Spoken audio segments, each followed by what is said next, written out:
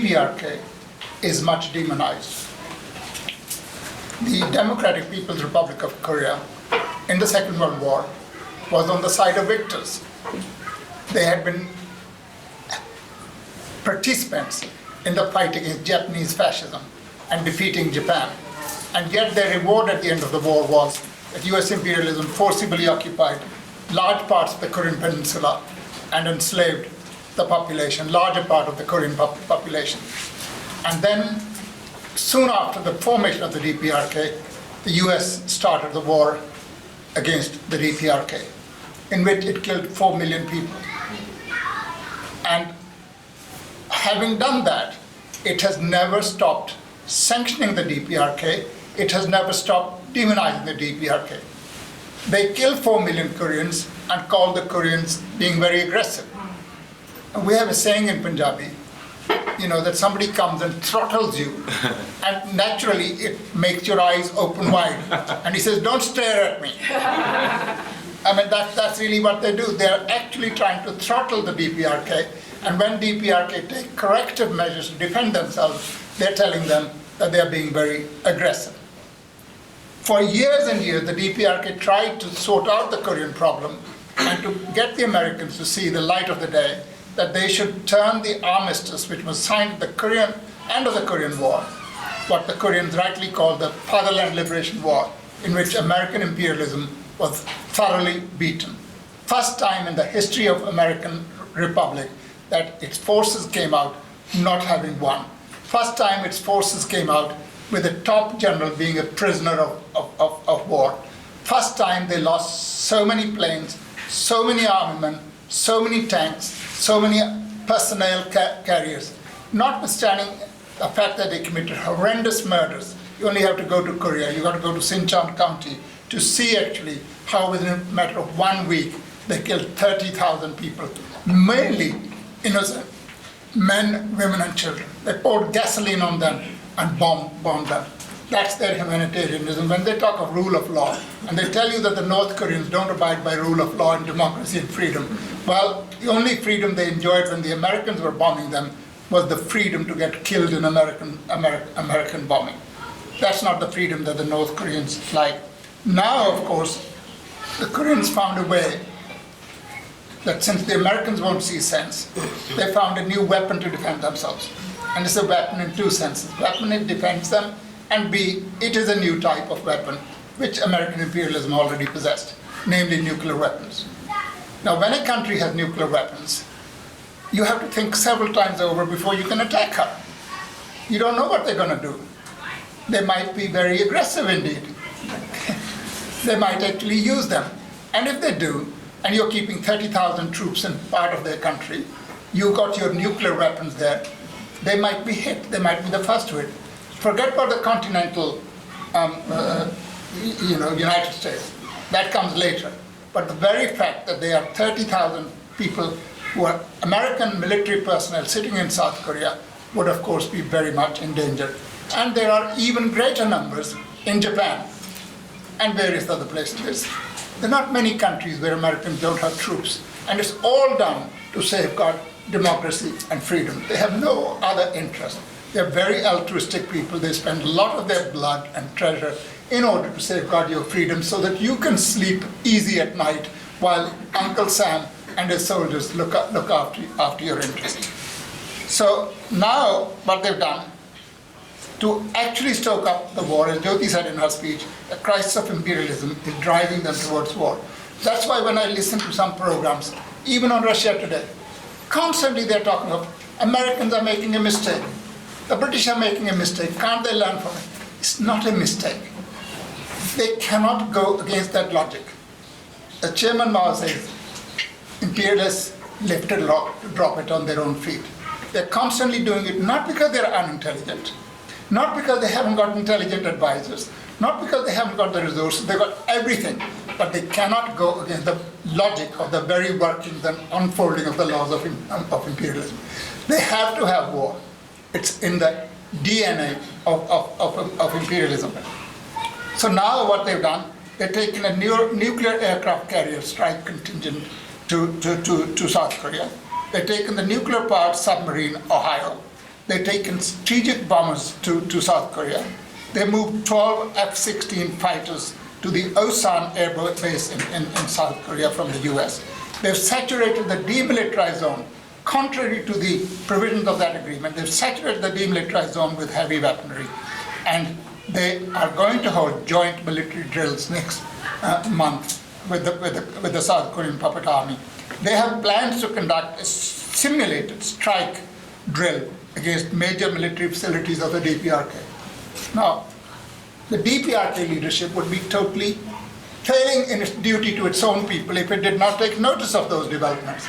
And taking notice of these developments, the DPRK get their military ready to act at a moment's notice.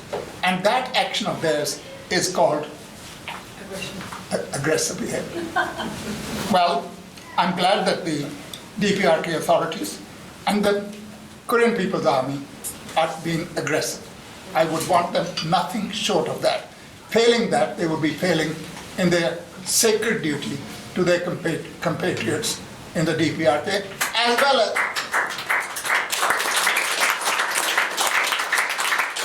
as their compatriots in the southern part of the country. I don't call it South Korea, I call the southern part of Korea. They will be failing in that duty. And don't think that the South Korean population is united behind the puppet government and US imperialism against the DPRK. There's tremendous amount of support and sentiment of goodwill among the South Korean population towards the DPRK. When the Americans recently decided that they're going to install their anti-missile system called the THAAD system in South Korea, the place where that was to be installed, there have been tremendous struggles going on in South Korea. People have gone on hunger strikes, people have gone on strikes. A lot is going to take place. Because if there's a war on the Korean Peninsula, who do you think would suffer most? The Korean people will suffer the most. And South Koreans do not like that. They do not want their country to be burnt. It's a wonderful country. All that we really, in my party, want is this. We demand that the United States imperialism and its various satellite countries stop all their hostile activity towards the DPRK. Secondly, we say that demand that the United States must sign peace treaty to put an end to this unnatural armistice that had carried on for 63 years. That's not armistice. It's like having a marriage where 63 years have been spent just fighting, and then you're looking forward to some agreement later on. Now, 63 years armistice agreement, this armistice, armed truce must come to an end. There must be a proper peace treaty. And thirdly, having signed the peace treaty, US imperialist troops must leave Korea. They have no business to be there.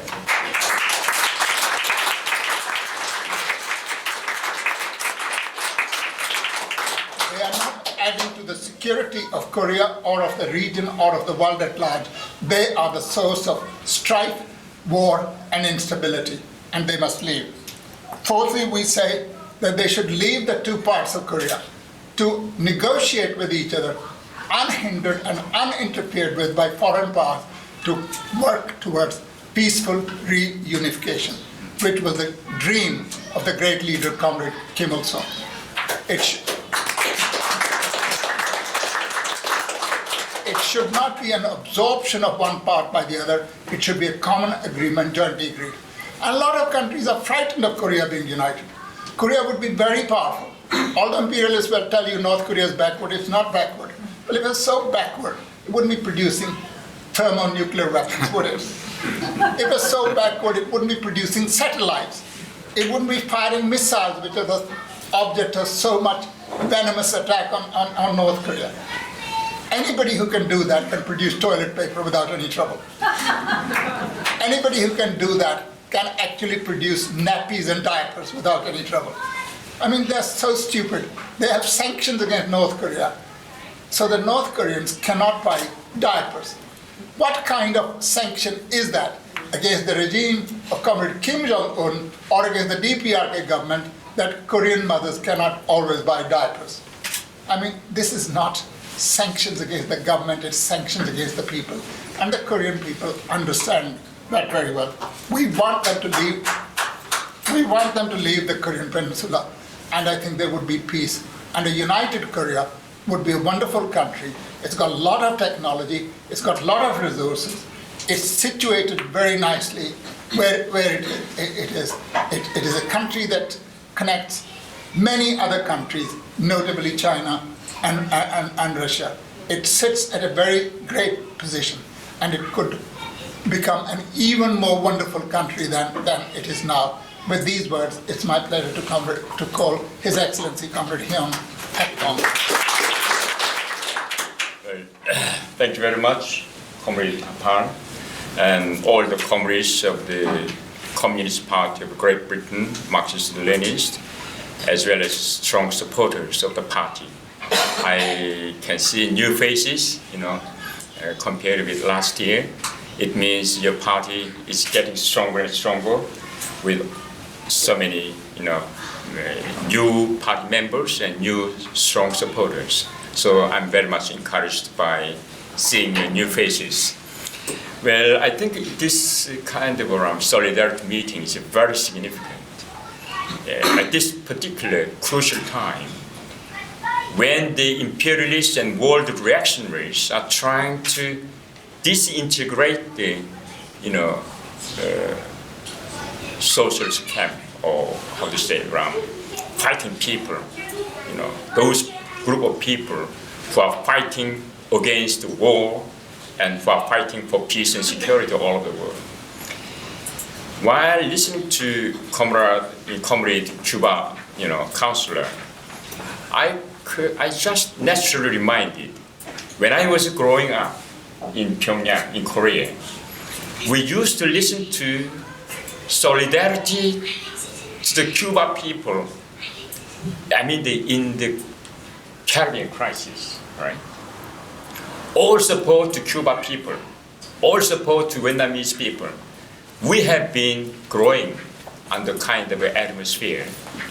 Even though that time, Deep-Hero Korea is in a very difficult situation to build socialism, in our country, as well as to building up a strong and powerful defense capacity to defend our sovereignty and to safeguard the lives of people. That struggle has been continuing so far for several decades, generation after generation. You know why? The US imperialists and other reactionaries are attempting to destroy the progressive people, the progressive system, socialist system, all over the world. In Latin America, they are still, even though United States were, knelt down before the Cuban people and decided to establish diplomatic relations, they are still continuing the economic blockade. They didn't lift the blockade, which they pursued for several decades, even though they made a gesture, of diplomatic relations. What about Venezuela? They are trying to suppress the government of Venezuela, people of the Venezuela, so that with wild ambition, they could be able to deviate the course of the people into another course. But it's nonsense. They cannot suppress the people's mind. What about the Laos? They are advocating socialism.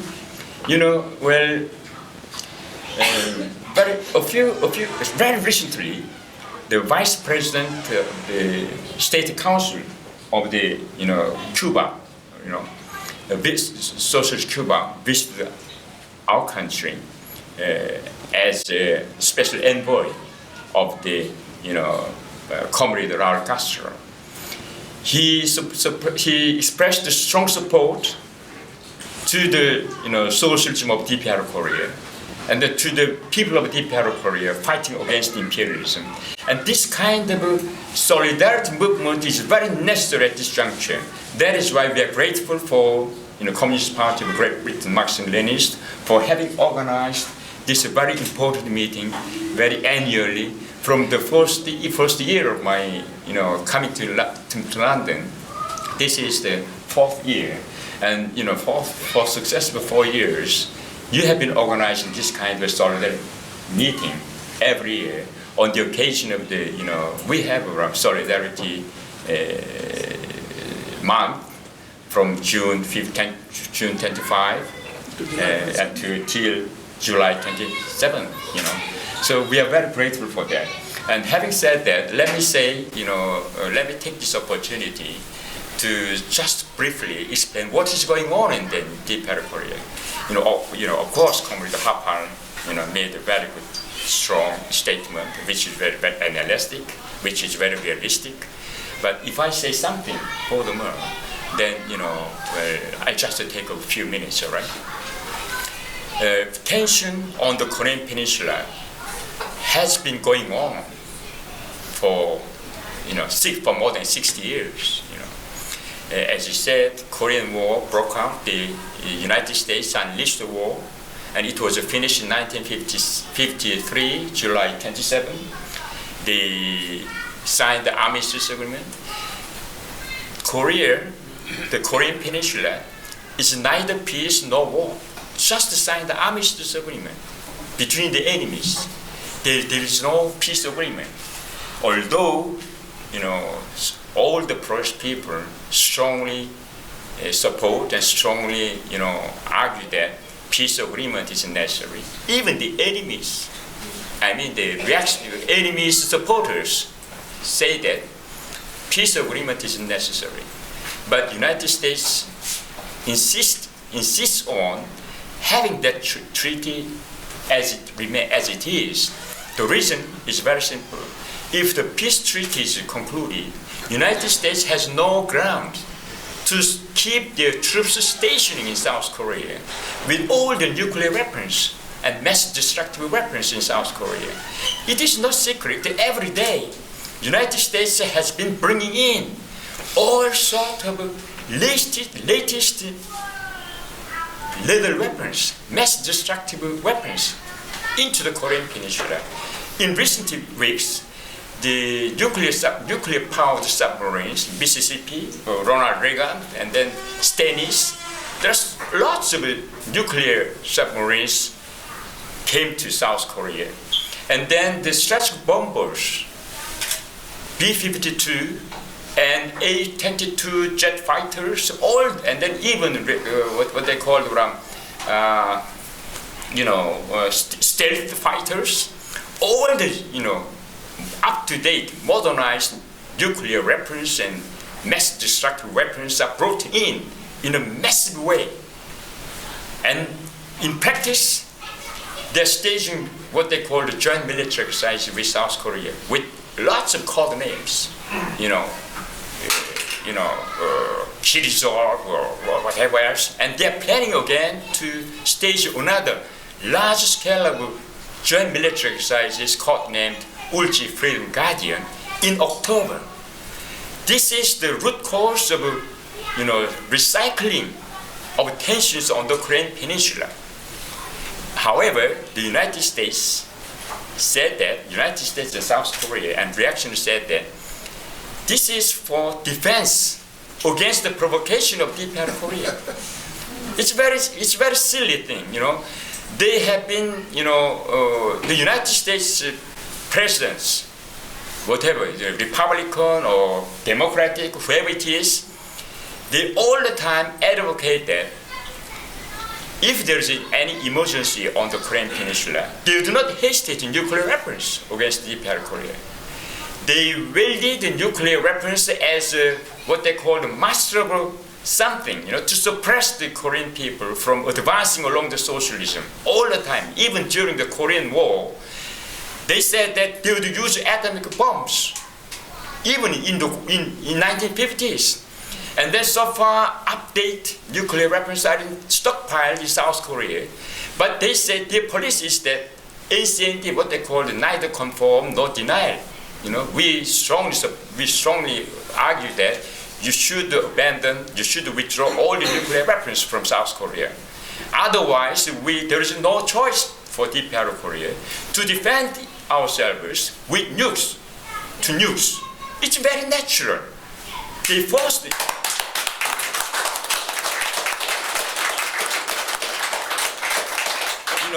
Blackmailing openly blackmailing, saying they would use nuclear weapons, and practical nuclear war exercises forced the DPR Korea into being prepared to defend ourselves. Look around the world. If there's a nukes, they cannot invade easily. They know their fate. They know their fate will be doomed. So, although we faced many difficulties under the sanctions, what they call the United Nations sanctions, the individual sanctions, and economic blockade, our leadership, particularly our General Kim Jong-il, and now our Comrade Kim Jong-un, said that we should build our national economy simultaneously at the same time, we should strengthening our military strength. In other words, simultaneous, this is a policy of simultaneously developing national economy and national defense. So we don't deny that we invest a lot of money in military. We know that if we do not invest a lot of money in military, our people's living standard will be rich, will be more prosperous in the near future. But we cannot do that. United States do not want the DPR Korea to develop so fast in terms of building national economy so fast and building the basis for people's living standard. So that is why they are using all the opportunities to pressurize DPR Korea by fabricating stories, this story, that story, sanctions, resolutions. The more they pass the resolutions, the more the DPR Korean people are awakened, the more they united around our leadership. So far, so good. DPR Korea, we said that nuclear weapons is not monopoly of the United States anymore. So, very recently, our Korean People's Army successfully, exercised targeting the ports and airports of South Korea, where the United States would use for bringing in their troops in emergency. They openly said that we bring in, a large number of, United States troops in Guam, in mainland, to South Korea immediately. So we should prepare. They said that it is a provocation. But who is a real provocator? Bringing all nuclear weapons, exercises all the time, in January, in February, in March, in April, and then in coming August, they are making a large scale of practical war exercises. They even say that the purpose of those exercises is to decapitate the leadership of the DPR Korea. And they said that this is for occupied Pyongyang. They openly said that.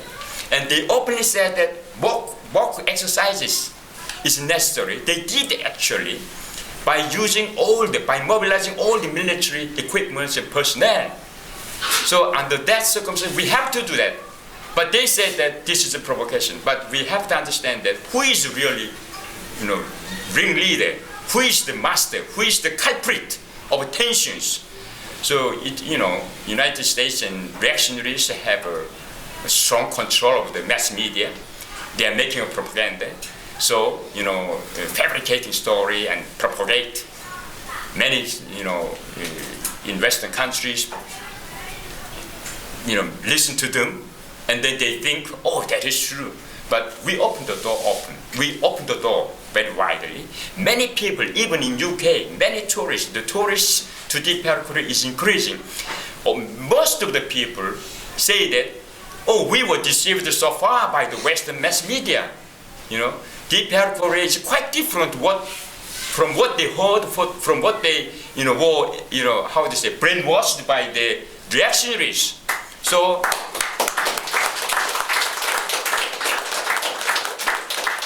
I think I'd like to stress that our solidarity movement as well as mutual wisdom are very important. So we welcome many of the comrades here to visit my country anytime, anytime. We even, welcome the, UK mass media to come to my country. You know? But we tell them you should be objective and not unbalanced, right? You know, fair way. So many journalists came back and they wrote the reality in Korea, and we in that terms our party has a very good relationship with the party, giving strong support and receiving support. This is really good model of internationalism, and also with Cuba, Venezuela, Laos, People's Democratic Republic of Laos, and other social countries. So we'll go in advance, upholding the banner of socialism, without yielding to any pressure, without any sanctions and blockade.